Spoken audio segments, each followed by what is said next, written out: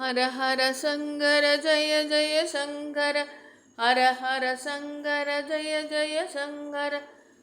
குருவடி சரணம் திருவடி சரணம், காஞ்சி சங்கர காமாட்சி சங்கர.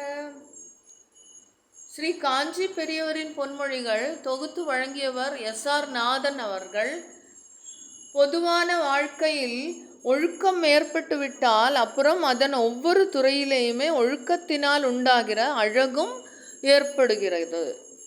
அகண்ட ஆகாயத்தில் என்னென்ன இருக்கின்றனவோ அதெல்லாம் ஜீவனிடமும் இருக்கின்றன.